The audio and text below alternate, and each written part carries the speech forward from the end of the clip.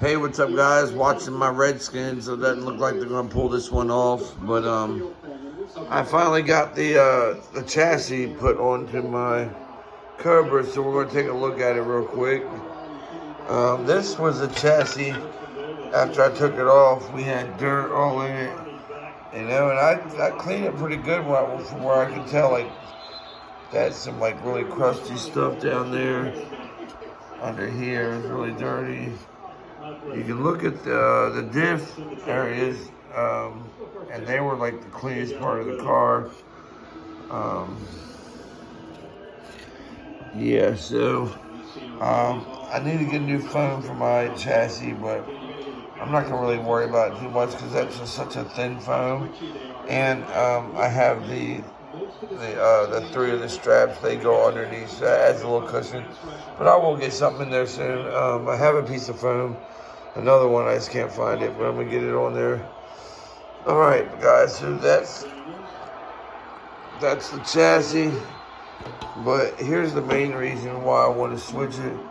It's gotten real thin, and if you look at those ears for the front droop, it was like it was broken off right where the screw, so it wasn't really, the screw would hold it up, but it wasn't working too good anymore. So anyway, I want to switch it. Plus, those screws were stuck in there. I had to use a Ziz wheel and cut a straight line in it so that I could get them screws out because they were stripped completely. Actually, I think I had to drill those ones out after. Yeah, that's what happened. That's why all the damage. But I didn't realize. I guess those ones take a beating, and there was really no head on it, and it was only about a millimeter deep into the hex socket. So the rear wasn't too thin. It was pretty thin. But all right, let's take a look at the new chassis.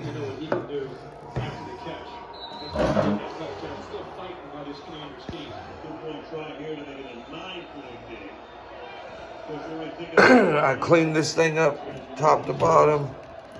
Everything has been cleaned. I like these wings, but God, they don't last long. I raced this like 2 or 3 races, and it's just beat the shit. This is a J Concepts Razor wing, and yeah, I'm not real happy about it. But let's take the body off so we can see what's going on under here. Another thing, I got a really good review of this OCS 451 HV brushless servo. About $45 on Alibaba. Probably get on maybe Amazon. If you find it on Amazon, it'll probably be $65, $70.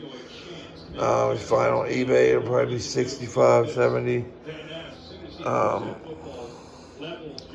But there it is. It is very precise, very fast, but not too fast. It's like 0.09.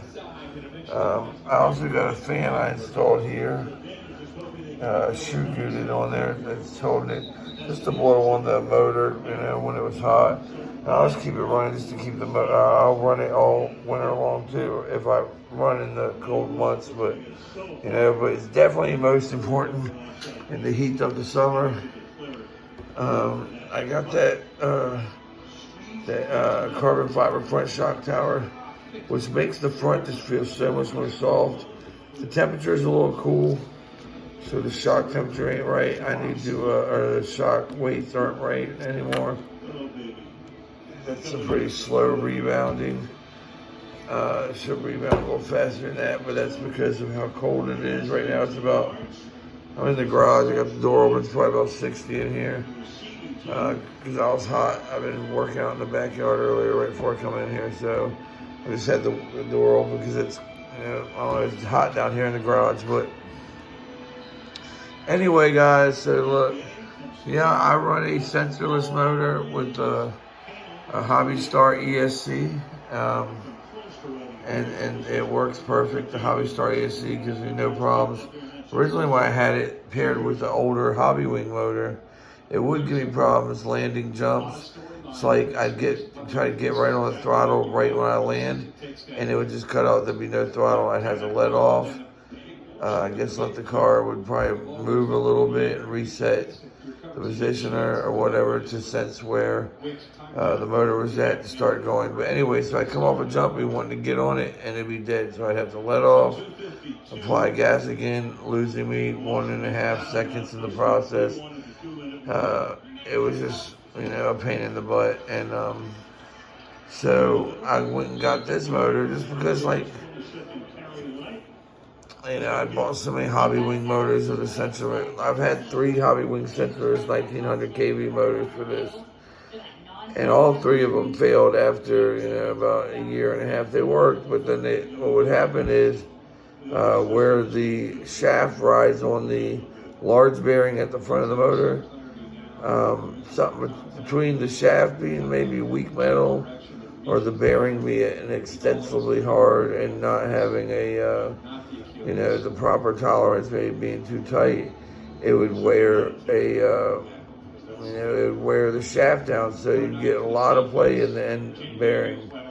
Replacing the bearing wouldn't help because it was the shaft that wears down. So, all my Hobby Wing motors are pretty much, junk now. They can be used for just driving around for fun, but you're gonna get the issues like I had where it's just, it's not in there straight and smooth anymore. Now with that play up front, it's kind of rattling around. It's probably a matter of time before the rotor explodes. Even though I did change the bearing, but what I ended up doing to one of them is I changed the rotor from an older, because I had 2 new Hobby Wing G3s, I had 1 Hobby Wing G2. Well, the G2 had cracked the case, so I took the rotor out of that and put that in the G3. And that rotor did not have the issue that the G3s have, where it wears down and, the diameter goes from, I think it's 5 millimeter, it probably goes down to about 4.7 millimeters. So you lose about 0.5 millimeter, and that's enough to jostle it around and cause you to have a bad day, probably not finish a race. If you do, you'll have trouble, like the things I had. Now, this is a sensorless ESC. I am going to get a sensored motor. I'm going to try one of the new rocket motors in 2200 kV, 4268 sensored motor. So that ESC they got is okay. I think it does not have polarity protection. It doesn't have some of the higher features that it should for the cost. Now, that's the new Rocket ESC. It looks good, and I'm sure it could do well, but it doesn't have all the features you would expect with a nearly $200 ESC. And then the motors are around $80, I think, right now.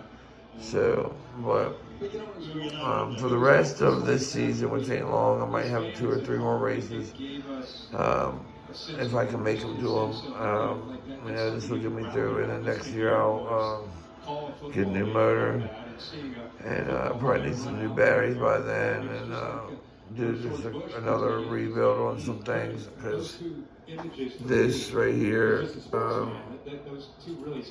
like this ESC tray, it has a spot where it goes down into, and then there's a lock nut down in there, and it bolted that. Well, it ripped out, so I had to go all the way down through to the bottom and put a lock nut on it, and then screw it in tight for it to hold. So it's holding, but it needs a new ESC tray. What else does this thing need? It needs that for sure. It needs, there's another thing I was really wanting to get for it. ESC tray. Can't remember now, but the ESC tray is one of the main things that it needs, though. I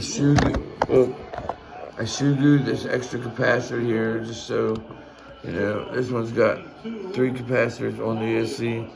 I just wired them right into the power and the negative. It's a 4-cap bank. I do have the fan, like I said. Yeah, I think it needs a new wing soon too, though. But yeah, other than that, it's still in pretty good shape. The shocks, I went down in oils. I went down to 35 in the front and 32 in the rear because it's cooled off a good bit.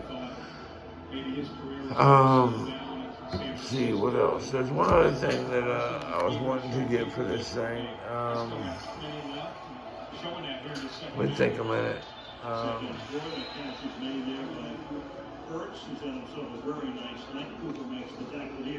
Don't know why I can't think of it. Let's see. Let's see.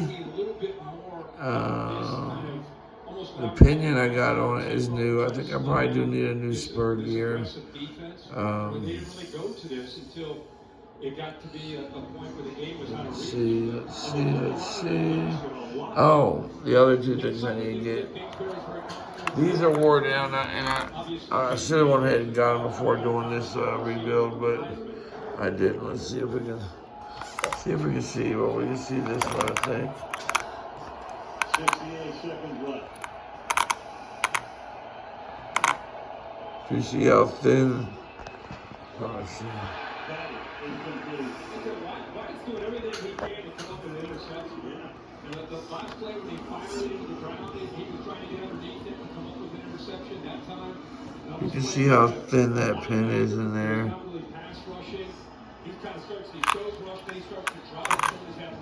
Anyway, then you want to look at the ones in the rear. They're really thin too. Not quite as bad as the front shaft, but I'd probably get through another race or 2, potentially, but they're getting to the point where they're going to break off. I broke one of these before on a hard landing when it was about the same condition. I have 2 other ones in about the same shape, so they'll be with me as a backup at a race. Like I won't have to ever not make it to a race, I don't think. Tighten that up, but yeah, guys, so there it is, man. This thing is a beast. And the shocks feel really good right now. They're a little bit light just because the temperature's cooled off. So it's about 60 in here. I have them where I think they would do best in about 75, but 80. Anyway, this is just the body I've been putting on there lately because it's in probably one of the best shapes of my bodies. I just like the look of the orange and yellow. So these tires, these are dialed RCs options, or number 6, I think, 6 maybe, or 4. I'm not sure, or 7. 4, 6, or 7. It is the 3 ones I've got, a pair of each one of them, but I need to get some more, man, but I haven't been racing so much, so I haven't put it in order because these are still, from my perspective, I can get another race day out of these. After changing everything and re-greasing the differentials and putting a new pinion gear on it, that thing is super quiet, man. Ain't been so quiet in a while. But, you know, sometimes it's hard to tell when your pinion gear is getting, thinned out so much. It's hard to tell by looking at it. But then you get out there and it just makes an awful noise, you know. And sometimes it can be confusing. It's like, what the hell is going on? But if your car sounds so like, because you might think it's just a mesh, and maybe it could be, but generally 9 times out of 10, if you're having real loud gear noise and you got any play between your spur and pinion, it won't be so loud. It'll. Anyway, so some new center axles, and this thing will be good as new. And then the next thing, new axles on all 4 corners. The plastics for the rods are all new. at least within about 2 or 3 races. So that won't need to be replaced. The diff box in the rear is new. The diff box in the front is new. I need to get the center ESC mount, and I need to get. Well, that's it. Everything else is perfect. So, all right, guys. I'm sorry I was so zoomed in there, but yeah, she's ready, guys. So that's the old. I'm gonna put that up on my wall in the garage, just as just as a souvenir. Cause this chassis won me probably 5 races. At least got me, on 5 podiums. So we're just gonna hold on to it. I also got my watch. I finally got the link for my watch so that it fits, because it was a little too tight. Your boy's getting a little fat and everywhere. But now it's got some jiggle to it. Before I could wear it, but it was like totally tight. But all right, guys, thanks for watching, man. Hope y'all love Serpent as much as I do. I can't wait for them to come out with their new platform. But that's why I went ahead and got a new chassis instead of buying a whole new buggy, because I can put new center axles along with the the same outdrive cups or input cups, whatever you want to call it, and that'll give me enough play that it won't feel like it needs a break-in period. It will probably cause the center axles to deteriorate quicker. However, that's a high wear part anyway. I'm going to go with the aluminum rear and probably the standard front. And for a kit of it, it's between it's about $30 to get both of them. So I'm going to order those this week. We got a race on the 20th at Turn and Burn. So I guess that's my next race. And hopefully we can do good, guys. So look forward to seeing anybody out there.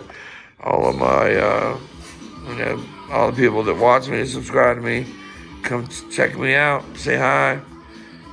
Maybe I can get a video of your buggy. And I'm going to try to start making more videos at the races. And yeah, guys, so thanks for watching. This is Jason. You're watching RC Off-Road Racing. And can't wait to get back on the track, guys. So e-buggy's good. The nitro buggy's good. I'll make a video about that tomorrow, maybe. But see y'all guys at the races later.